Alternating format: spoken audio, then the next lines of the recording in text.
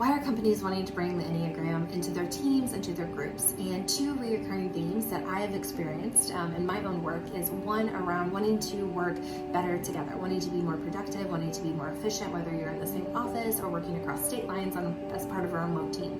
The second reason has to do with wanting to build happier, healthier relationships, happier, healthier teams, creating an environment and culture that is enjoyable to show up to each and every day.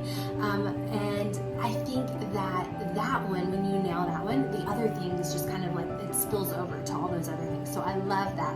But I was thinking the other day, I was reading this book called Set Boundaries, Find Peace. And the author, Nidra, was talking about 5 things that we do when we don't set the boundaries we need.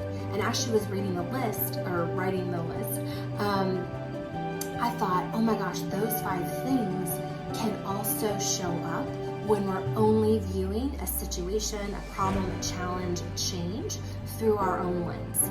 And those 5 things are: 1, we can get frustrated and feel hopeless and get angry and just move away. Physically put distance between ourselves and the other person. 2, gossip. So it's a way to process frustration, obviously not in the most healthy way. The third one is complaining. Another way to process frustration, but in this situation we tend to put ourselves as kind of the victim in those situations as we process that frustration. The fourth one, this is kind of the one that I'm working on the most probably, is avoiding altogether. So shoving down, a frustration and something you don't understand, it's just irking you. Instead of saying something, you're going to shove it down. Eventually you're going to explode, or you might be giving somebody the silent treatment, and they're expected to figure out what's wrong and then change themselves without any feedback from you. And then the 5th one is cutting someone off. And that may be necessary, but when you're part of a team, it's going to be very difficult. So before you do that, asking, is that other person even aware of my issues?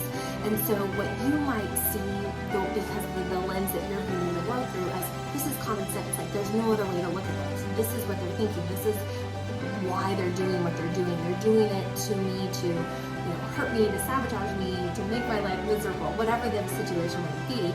But if we can take a moment and maybe open up a conversation to see, what their intention was, what the meaning of that email really was, why this change is necessary, or where it's coming from versus where you think it's coming from, can make a huge difference in building those happy, healthy relationships.